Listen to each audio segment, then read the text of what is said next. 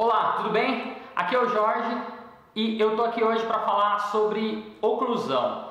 Eu saí um pouquinho daquela parte de carreira, de marketing, de administração que eu amo muito, mas eu quero também passar algumas dicas técnicas, né, que tanto eu quanto a minha equipe aplicamos aqui na nossa clínica e que a gente acha que pode ser interessante para você dar um up aí, melhorar ainda mais o seu atendimento no dia a dia, né? Dicas práticas que você pode usar logo depois de ver esse vídeo no seu próximo paciente, tá? O meu objetivo não é entrar na parte teórica, tá? Eu vou falar hoje de oclusão e a oclusão é uma disciplina, né, que você vai se lembrar bem na faculdade. É uma disciplina, se você ainda não passou por isso, é uma disciplina bem maçante, tem muita teoria e é uma teoria muito importante que a gente usa muito.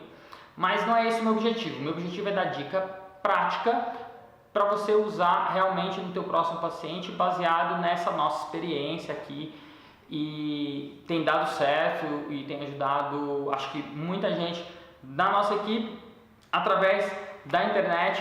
Eu espero que ajude ainda mais pessoas aí com essa dica. Então vamos lá, para falar um pouquinho de oclusão, né? Primeiro a gente tem que falar do diagnóstico de oclusão. Na verdade, acho que nem é a palavra diagnóstico, né? A gente tem que verificar realmente qual é a oclusão atual desse paciente. É a primeira coisa que a gente tem que fazer. Por exemplo, um paciente que você acabou de instalar uma coroa, ou que você acabou de fazer uma restauração, ou você está colocando uma placa miorrelaxante. Tem gente que tem muita dúvida, né? Qual é a oclusão da placa miorrelaxante e tal, como que eu devo ajustar? Então, para esses momentos que vai ser importante você verificar a oclusão desse paciente. Então, para verificar a oclusão, a primeira coisa que você vai fazer, né, você já deve fazer isso, é pedir para o paciente morder o carbono e ficar em posição de oclusão central, como nessa imagem que eu vou colocar aqui. Então, o paciente em oclusão central vai morder ali o carbono, tal, como você já faz, e aí às vezes que gera a dúvida. Tá, ele mordeu o carbono, mas e aí? Tá bom? É assim que tem que ficar? Não é assim que tem que ficar? Como que eu faço? O que eu tenho que fazer agora? Essa é uma dúvida que ocorre muito e assim, não é só com um aluno recém-formado na faculdade, não.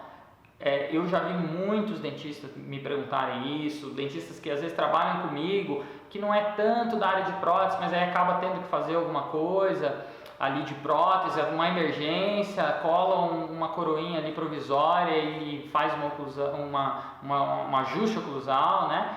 Então é uma dúvida de muita gente, por isso que eu resolvi fazer esse vídeo.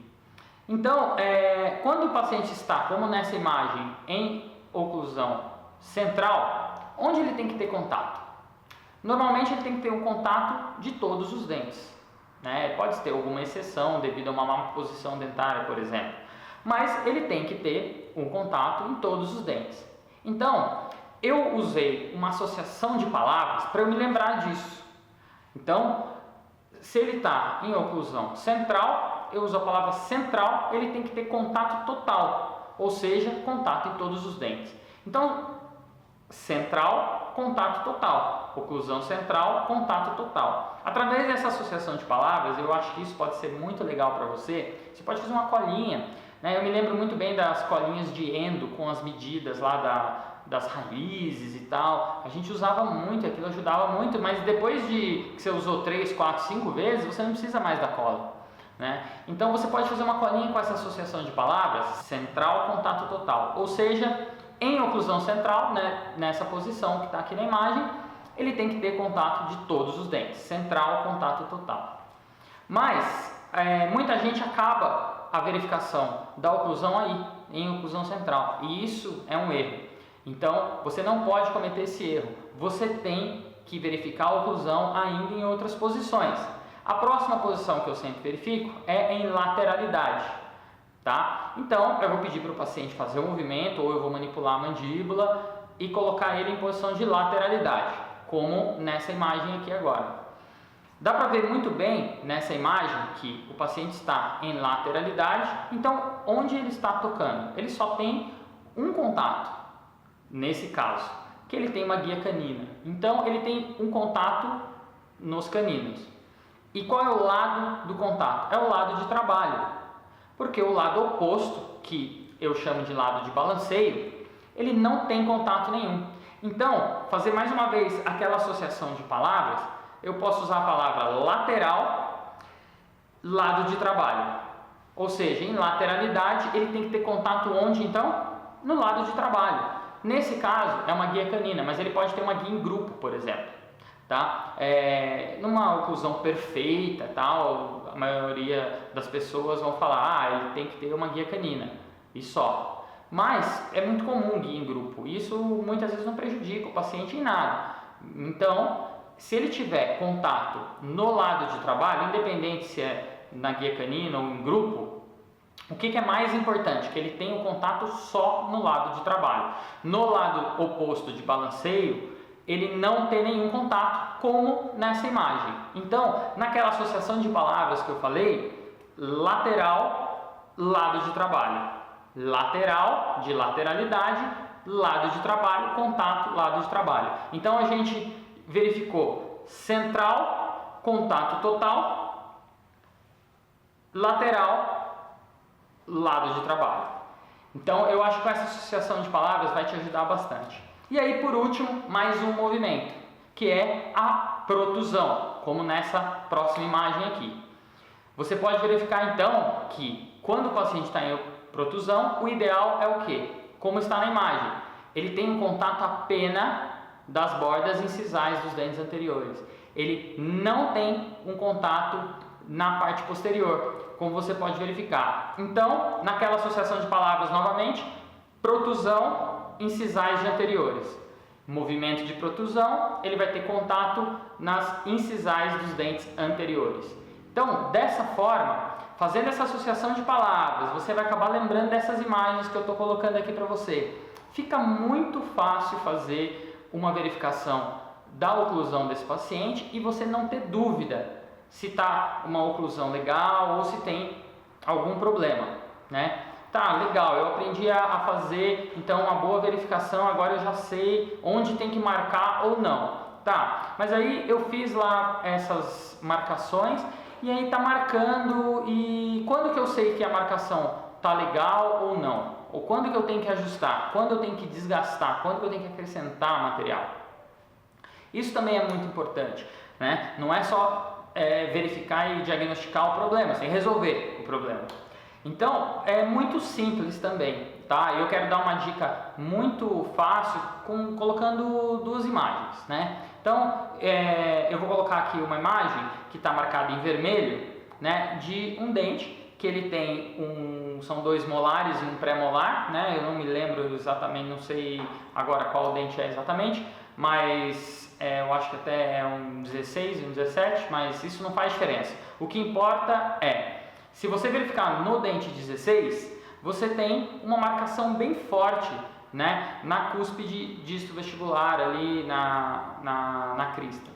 Você vê uma marca bem forte. Você tem uma marcação em todo o dente, inclusive no pré-molar um pouco, dá pra ver, cortou um pouquinho na foto, mas dá pra ver bem. Mas no segundo molar, quase não tem marca, tem apenas uma marca. O que isso quer dizer?